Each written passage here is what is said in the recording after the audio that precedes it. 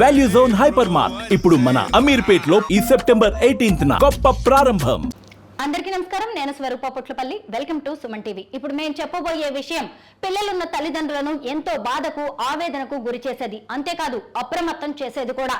16 ఏళ్ల ఒక అబ్బాయి మీద గే యాప్ లో పరిచయమైన 14 మంది 2 ఏళ్లుగా లైంగిక దాడికి పాల్పడుతున్నారు. అనుకోకుండా అతని తల్లి చూసిన దృశ్యం ఇప్పుడు ఈ విషయాన్ని బయటపెట్టింది. కేరళలోని తిరువనంతపురంలో జరిగిన ఈ ఘటన అందరినీ భయపెడుతోంది. దీంతో 14 మంది మీద పోలీసులు పోక్సో చట్టం కింద కేసు నమోదు చేశారు. ప్రస్తుతం నాతో పాటు ఉన్నారు సైబర్ ఎక్స్పర్ట్ నల్లమోతు శ్రీధర్ గారు. ఆయనతో మాట్లాడి ఈ ఇన్సిడెంట్ గురించి అనేక విషయాలు తెలుసుకుందాం. నమస్తే శ్రీధర్ గారు. శ్రీధర్ గారు, చూశారు కదా, 16 ఏళ్ల వయసున్న అబ్బాయి 10వ తరగతి చదువుతున్నాడు. అతను 2 ఏళ్లుగా గే యాప్ యూజ్ చేస్తున్నాడు. ఆ వయసు అబ్బాయికి అసలు గే యాప్ యూజ్ చేయాల్సిన అవసరం ఏమొచ్చిందంటారు? వాస్తవంగా ఇంటర్నెట్ పెరిగిన తర్వాత మిగతా సోషల్ మీడియా అడిక్షన్ పక్కన పెడితే కనుక తెలియకుండానే చాప కింద నీరులాగా అవాంఛనీయమైన లైంగిక ఇలాంటివంతా కూడా తెలుసుకుంటాం. చాలా మందికి తెలియదు. ఈ రోజు గూగుల్ ప్లే స్టోర్ అవైలబుల్ కాకపోయినా కూడా రకరకాల చోట్ల ఏదో వెబ్సైట్ వెళ్ళినప్పుడు అక్కడ అడ్వర్టైజ్మెంట్ రూపంలో రకరకాల ఇవి కనపడుతూ ఉంటాయి. ఈ పిల్లలు ఏం చేస్తూ ఉంటారు, వీటిని ఏదో చూద్దాం ఇన్స్టాల్ చేద్దాం అని చెప్పేసి చూస్తారు.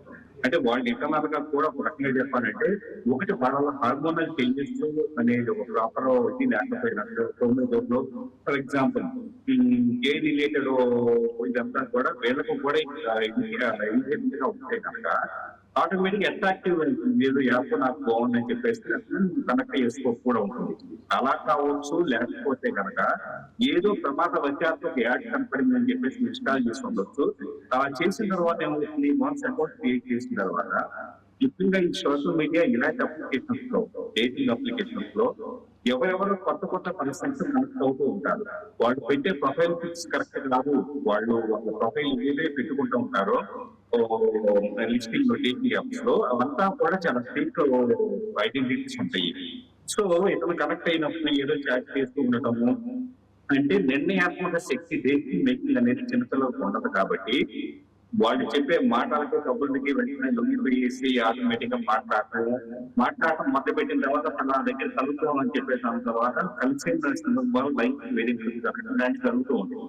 ఒక్కసారి కనుక ఈ పిల్లలు తెలుసో తెలియక అలా వెళ్లిప్పుడు గురైనప్పుడు వీళ్ళ బయటకు చెప్పుకోలేక పేరెంట్స్ తో చెబితే పేరెంట్స్ ఎక్కడ ఇబ్బంది పడతారో లేకపోతే ఎక్కడ అరుస్తారు కొడతారో అని చెప్పేసి లోపల అడిగి పెట్టుకొని ఉండటం వల్ల ఇలా చాలా సంవత్సరాల పాటు వెళ్లిప్పుడు గురయ్యడం కూడా అవుతుంది. దురదృష్టవశాత్తు కొన్ని కేసుల్లో చూస్తే కనుక గత 5-6 సంవత్సరాలుగా దేశవ్యాప్తంగా పోలీస్ స్టేషన్ నమోదైన కేసులు చూస్తే most of the dating applications లో బయటకు చెప్పుకోలేనంతగా విపరీతంగా హెరాస్మెంట్స్, అది గే కావచ్చు లేకపోతే రెస్క్యూస్ కావచ్చు, రకరకాల కల్చర్స్ అనేది తాప కింద నిధులకు వ్యక్తరిస్తూ ఉన్నాయి. ఖచ్చితంగా దీని పట్ల ఒక కఠినమైన నిఘా నియంత్రణ లేకపోతే ముందు ఇలాంటి కేసులు ఎక్కువగా మనం చూసే అవకాశం. శ్రీధర్ గారు, ఈ అబ్బాయిని కేరళలోని వివిధ ప్రాంతాలకు తీసుకువెళ్లి శారీరకంగా మానసికంగా ఎంతో హింసకి గురి చేశారు. ఇంతకీ అతని మీద ఇలా లైంగిక దాడికి పాల్పడిన వాళ్లలో ఒక పాలిటీషియన్ ఉన్నారు, 2 గవర్నమెంట్ ఉద్యోగులు ఉన్నారు, ఒక ఫుట్బాల్ కోచ్ కూడా ఉన్నారు. సమాజంలో పెద్ద స్థాయిలో ఉన్న వ్యక్తులు ఇలా పసిపిల్లలను టార్గెట్ చేయడం ఏంటి? స్వరూప్ గారు, మనం చూసుకుంటే కనుక అన్ని చోట్ల వాళ్ళు బాగా పెరుగున్న వాళ్ళు పైకి చాలా సమాజంలో పలుకుబడి వాళ్ళు విత్తనాలు బట్టి వాళ్ళ బిహేవియర్ కానీ వాళ్ళ సైకలాజికల్ ప్యాటర్న్స్ ఇవన్నీ కొన్ని సందర్భాలు ఇలాంటి కేసులు బట్టి చూస్తే కనుక మన చుట్టూ తిరిగే వ్యక్తులే, సమాజంలో బాగా పేరున్న వ్యక్తులే, ఇలా రాజకీయ నాయకులు ఇలాంటి వాళ్ళంతా ఈ టైప్ ఆఫ్ టెండెన్సీస్ సైకలాజికల్ లో క్లాస్ ఇవన్నీ కలిపి ఉన్నారంటే కనుక ఎంతో దారుణంగా విషయం. అంటే వీళ్ళు నిజంగా సొసైటీ నుంచి పెట్టలేకపోతే కనుక వీళ్ళు ఇంకాస్త చాలా దారుణమైన విషయాలకి ఇదే ఎక్కువ కూడా ఉంటుంది. సో ఖచ్చితంగా మన చుట్టూ ఉండే వాళ్ళని బ్లైండ్ గా నమ్మకం మానేయాలి. ప్రతి ఒక్కళ్ళు కూడా సందర్భం వచ్చినప్పుడు, అవకాశం వచ్చినప్పుడు వాళ్ళ విధానాలుగా వాళ్ళ గడిచి పెట్టుకుని ఇన్స్టింక్ట్స్ అంతా బయటకు వచ్చే ప్రమాదం ఉంటుంది. కాబట్టి ఖచ్చితంగా ఇలాంటి అప్లికేషన్స్ వీళ్ళు ఏం చేస్తున్నారంటే ఇలాంటి యాప్స్ లో వాళ్ళ ఐడెంటిటీ తెలియదు. సో నన్ను ఎవరు పట్టుకోలేదని చెప్పేసి రాజకీయ నాయకుడైనా ఎవరైనా కూడా వాళ్ళు ఏం చేస్తున్నారు, వాళ్ళ రియల్ ఐడెంటిటీ మాస్క్ వేసుకొని వాళ్ళు నిజంగా సందర్భాన్ని క్రియేట్ చేసుకుని ఇలాంటి వాళ్ళని తెలిసినప్పుడు హెరాస్ చేసిన జరుగుతుంది. కాబట్టి సోషల్ మీడియా ప్లాట్ఫామ్స్ లో అది పిల్లలైనా పెద్దలైనా ఫేస్బుక్ అయినా ఇన్స్టాగ్రామ్ అయినా కానీ అది డేటింగ్ యాప్ అయినా కానీ ఏ యాప్ అయినా కూడా కనపడిన ప్రతి ఒక్కళ్ళు నమ్మటం మానేయాలి. ఎందుకంటే వాళ్ళ లోపల ఎన్ని అగాధాలు ఉన్నాయో ఎన్ని పైశాచి ప్రభుత్వం ఉన్నాయో పైకి చెప్పలేని ఊహించలేని పరిస్థితి. వాళ్ళని కలిసినప్పుడు మన గతంలో చూసిన సోషల్ మీడియా ఆధారంగా ట్రైన్ చూస్తే కనుక ఫస్ట్ టైం కలిసినప్పుడే రైతు వెరిఫై చేసేసి రేప్ చేసి చంపేసిన సందర్భాలు కూడా మనం చూస్తున్నాం చాలా మంది. సో ఇవన్నీ కూడా ఏంటి, ఒక మనిషిని బ్లైండ్ గా సోషల్ మీడియాలో వాళ్ళు పెట్టే ఫోటోస్ పోస్టులు వీటిలో పెట్టి నమ్మటం వల్ల జరిగిన యాక్టివిటీస్.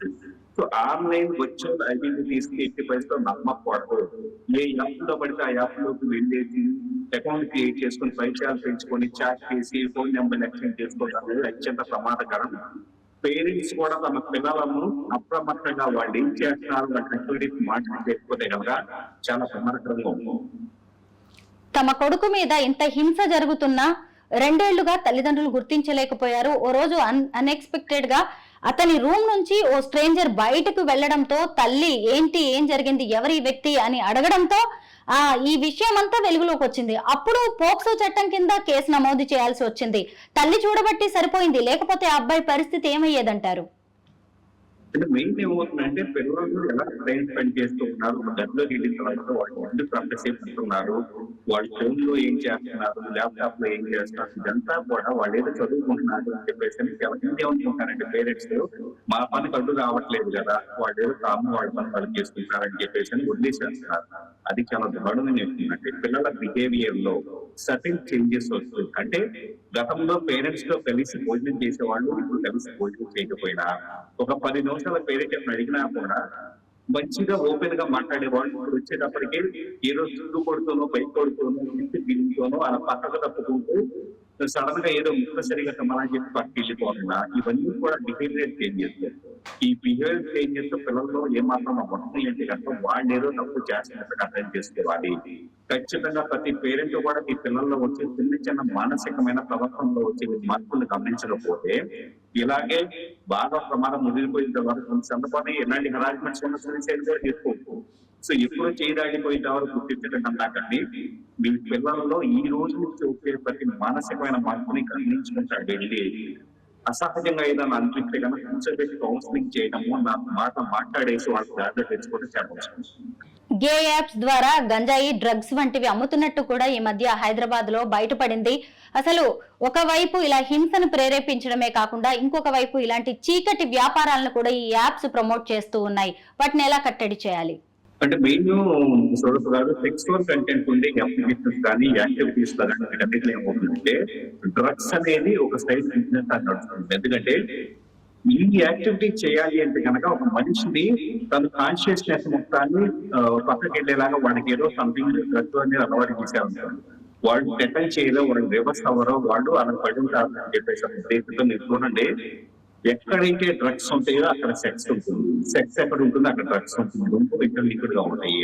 సో కాబట్టి ఇలాంటి అప్లికేషన్స్ ద్వారా ఇంటర్నల్ గా ఎప్పుడైనా కూడా డ్రగ్స్ కెలమైన స్కోప్ ఉంటుంది. వీటి మీద ఈ యాప్ వ్యవహారాలు government plus at the same time account కలిగి ఉన్న వాళ్ళ మీద నిరంతరం నిఘా పెట్టడమే దీన్ని సజెషన్ అండి. సో అంతే తప్పించేసి వీటిని ఇంకొక లెవెల్లో కంట్రోల్ చేయాలంటే పూర్తి యాప్ అన్నా బ్యాన్ చేయాలి. బ్యాన్ చేసిన ప్లే స్టోర్ లో కాకుండా దగ్గర అవైలబుల్ అవుతుంది. కాబట్టి ఖచ్చితంగా విదేశాల నుంచి ఏ కొరియర్ చేస్తూ ఉన్నాయి వాటి మీద నిఘా పెట్టడం, కొన్ని సందర్భాల్లో క్రిప్టో కరెన్సీ ద్వారా పేమెంట్ జరుగుతూ ఉంటాయి. సో వాటి యాక్టివిటీస్ మీద నిఘా పెట్టడము, పిల్లల బిహేవియర్ లో చెప్పినట్లు గమనించడం, వీటి ద్వారానే వీళ్ళు డ్రగ్స్ వాడుతున్నారా ఇంకా వేరే అభ్యంతరకమైన వీటిలో ఉన్నదా తెలుసుకొని కొంత యాక్టివిటీ చేయాల్సిన తప్పించి ఇంకా వేరే మార్పు లేదు. అమ్మాయిలకే కాదు అబ్బాయిలకి కూడా రక్షణ లేకుండా పోతోంది. మీ ఇంట్లో గనక పిల్లలు ఉన్నట్టయితే వాళ్ళు ఎలాంటి వీడియోస్ చూస్తున్నారు, ఏ యాప్స్ వాడుతున్నారు అనేది తల్లిదండ్రులు ఖచ్చితంగా ఓ కన్నేసి ఉంచాలి. మన పిల్లల్ని కాపాడుకోవాల్సిన బాధ్యత మనందరి మీద ఉంది. Thank you so much Sridhar గారు.